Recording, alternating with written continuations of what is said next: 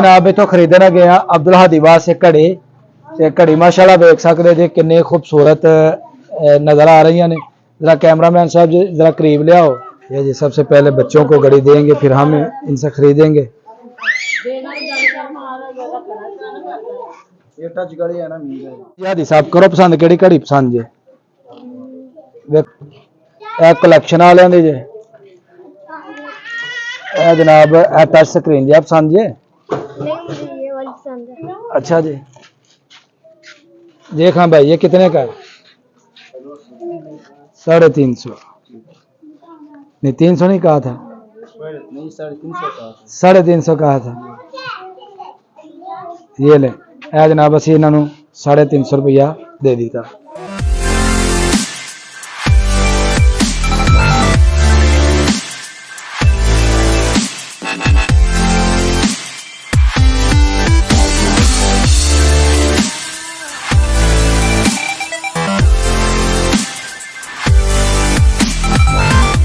अस्सलामुअलैकुम मैं जी थोड़ा दोस्त सुल्तान शेख पंजाब के खूबसूरत संती शहर सियालकोट तो तुसीं वेखण दे हो मेरा यूट्यूब चैनल अपना पंजाबी विलाग जी। अब्दुल हादी की फरमाइश पूरी कर दी गई है।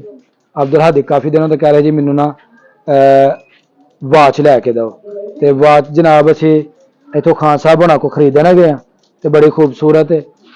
ये वास्ते सानू जाना पैना सी जनाब बाजार लेकिन खां भाई इधर आता है तो हम इनसे जो ना वो काफ़ी चीज़ें लेते हैं कभी घड़ी कभी नील कटर कभी पर्स ये वो जो कुछ भी मिलता है ना हम इनसे ले लेते हैं। असं जनाब इतों खरीदना गया अब्दुल हादी वास्ते घड़ी ते घड़ी माशाल्लाह देख सकते जी किन्नी खूबसूरत नज़र आ रही ने।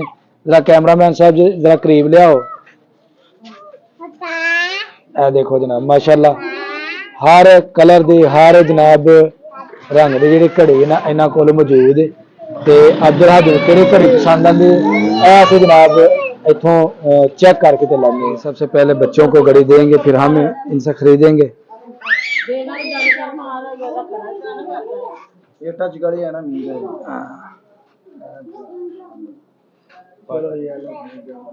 हाँ आगे पसंद अच्छी है हैं कौन सी है? हाँ जी हादी साहब करो पसंद केड़ी घड़ी पसंद जे देखो जनाब जेड़ी पसंद आती जे लवो।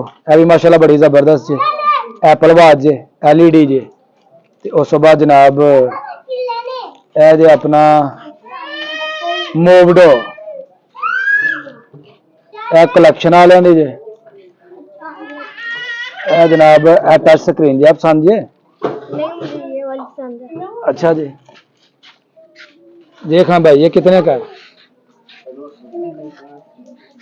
भाई ये 400 रुपए का यार मुनासिब इसकी कीमत लगाओ मुनासिब चलो 50 रुपया कर दे 50 रुपये कट दे यार 350 रुपये। आप हमारा दोस्त है तो दोस्त की हैसियत से अच्छा बोलो कितना चाहिए प्यार मोहब्बत करो 50 रुपया छोड़ दिया चलो 350 रुपया दे 350 जी भाई जी हादी साहब पसंद जी देखो जी पहन के देखो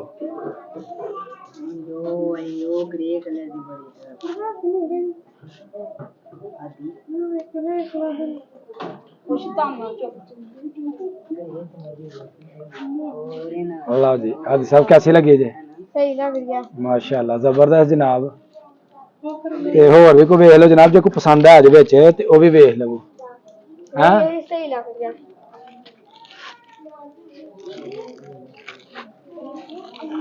और कुछ लेना नहीं अच्छा खान भाई आपको कितने दे हम 350 रुपये 350 नहीं 300 नहीं कहा था नहीं 350 कहा था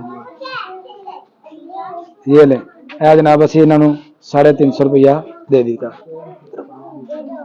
देख सकते हो जी बच्चे खान साहब दे इर्द गिर्द इकट्ठे हुए ने सारे जी खरीदार ने घड़ियां लैन आए ने छोटे छोटे जो खिलौने ने वो लैन वास्ते जनाब इतने आए ने ते मुनासिब जो ना बिल्कुल इन्होंने रेट होंगे ने कुछ ज़्यादा रेट इन्होंने नहीं होंगे कि जो बंदा अफोर्ड ना कर सके। तो यही चीज़ इंसान नूं जिहड़ी है ना अपनी सेल नूं ज़्यादा करने वास्ते जो ना वो सेल च इजाफा जो ना ज़्यादा होंदा वे अगर वो कीमतां मुनासिब ने।